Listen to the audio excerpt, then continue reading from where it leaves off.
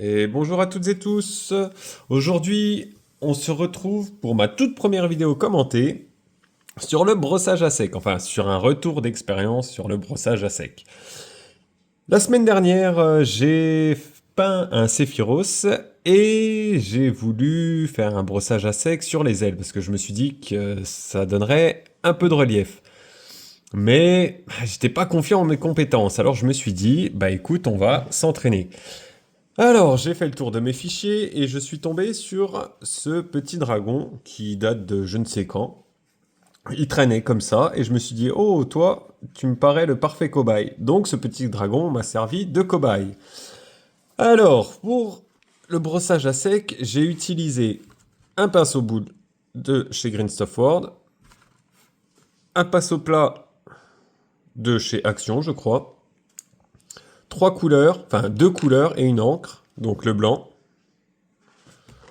le noir de chez Game Color et l'encre noire de chez Green Stuff World. Donc rien de bien particulier. Alors je l'ai imprimé, ce petit dragon, il m'a pris 4 heures je crois, 4h30, quelque chose comme ça. J'ai sous-couché en blanc et je suis parti. Donc je suis parti sur différentes techniques, enfin différentes façons, parce qu'il n'y a qu'une seule technique pour faire le brossage à sec. Enfin à ma connaissance. Hein.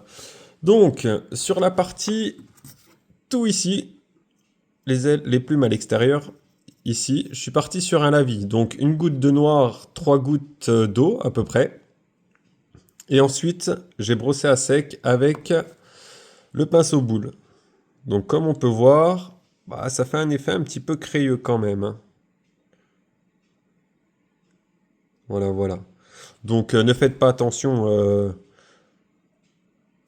au noir ici, c'est juste que ça a débordé avec les tests que j'ai fait de l'autre côté de l'aile. Ensuite, le deuxième test que j'ai réalisé sur toute cette partie ici, je suis parti donc sur de l'encre que j'ai appliquée au pinceau et j'ai brossé à sec avec le pinceau boule. Donc c'est plutôt pas mal, on a tendance à faire plus ressortir les ombres. Par contre, je trouve que ça fait un petit peu négligé, enfin, j'ai l'impression qu'on n'a pas pris le temps de faire quelque chose. Ça m'embête un petit peu, quoi. C'est pas l'effet recherché, donc une ombre très prononcée est là, enfin très prononcée en tout cas, c'est ici, mais par contre les détails, bah à force de passer, ouais, ça a un peu disparu. Bon, l'avantage du pinceau boule, c'est que comme vous pouvez le voir, ça fait des éclaircissements naturels avec la forme de l'aile. Ça c'est pas mal. Par contre ça, t'es pas obligé de repasser un coup d'aérographe ou je ne sais quoi, un coup de la vie pour faire tes éclaircissements. Ça, j'ai apprécié par contre.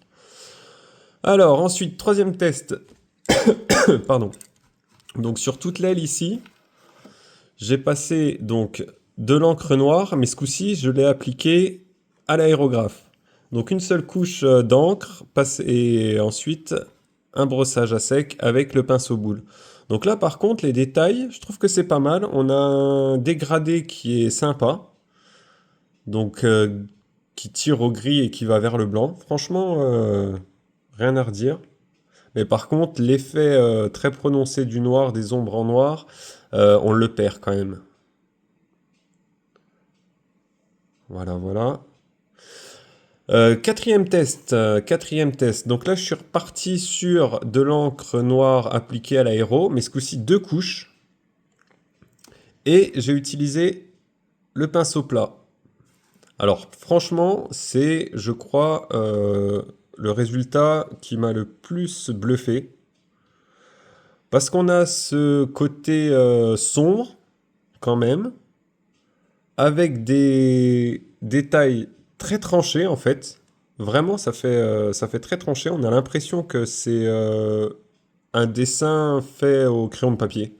Franchement, j'ai beaucoup aimé. J'aime beaucoup. On a quand même un petit dégradé qui va du noir vers le gris. Bon, c'est beaucoup plus léger qu'avec le pinceau boule, mais ça donne son effet. Franchement, Et je dois vous avouer, j'ai pas hésité sur la dose d'encre, hein. Ouais, j'ai tellement abusé que ben, sur certaines parties de l'autre côté, ben, on voit que c'est ressorti. Ici, ici, bref. J'ai fait le goret, mais c'était pour la science. Alors, cinquième test, oui, on est bien au cinquième. Une, deux, trois, quatre, cinq. Ici, il y a un peu de tout et n'importe quoi, je dois vous avouer. Effet crayeux, enfin, j'ai utilisé un peu tout n'importe quoi. J'ai essayé de rééclaircir quelques parties à l'aérographe pour rebrosser à sec derrière. Bref, voilà. Bon, il y a trop rien à dire là-dessus. Sixième test. Ah oui, alors celui-là le plus dégueulasse. Je suis parti sur une sous-couche noire. Ah, autant vous dire que sous-coucher noir et derrière faire un brossage à sec blanc, c'est compliqué, quoi. Donc on a vraiment cet effet crayeux là, qu'on voit très bien.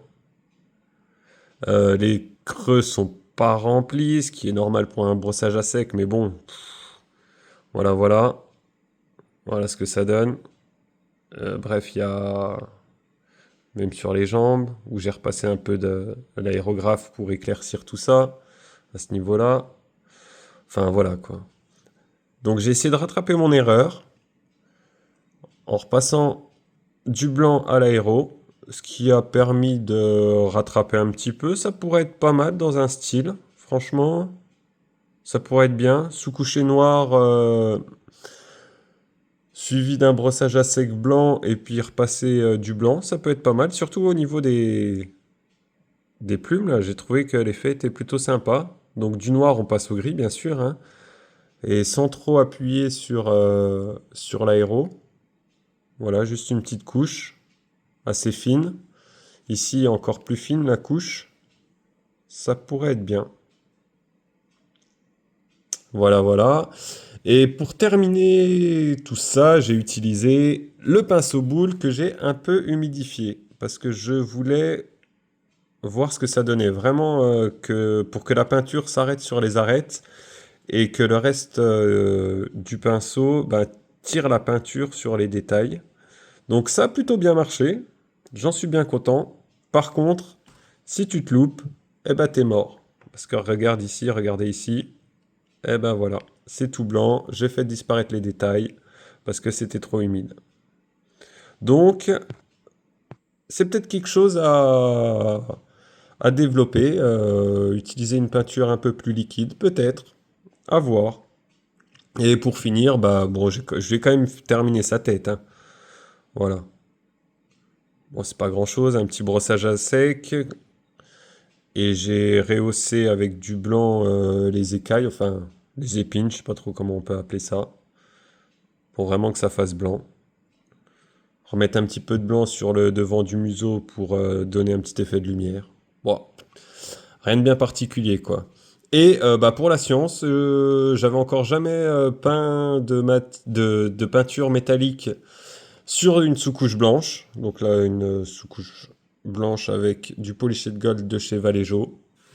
Alors autant c'est plutôt pas mal, bon ça donne un effet un peu clair, hein. C'est pas ce que je préfère, tout ici. Et j'ai voulu refaire ressortir les détails, pardon, avec de l'encre noire. Bon, j'y suis allé un peu comme un cochon. Mais alors après, pour avoir quelque chose de potable derrière, c'est quasi impossible si tu passes pas. Je crois que j'en suis à 5 couches, 4 couches, 5 couches ici. Euh, Franchement, c'est une perte de temps. Donc si vous avez à le faire, faites les détails proprement, le plus proprement possible pour que vous ayez le moins de taf à faire possible. Voilà, voilà, j'espère que cette vidéo, ce petit retour sur expérience vous a plu. Et n'hésitez pas à laisser un commentaire pour n'importe quoi, hein, pour une critique, surtout une critique d'ailleurs, au passage. Me dire si le format vous l'aimez, etc., etc. Voilà, je vous souhaite une bonne journée. Salut, salut!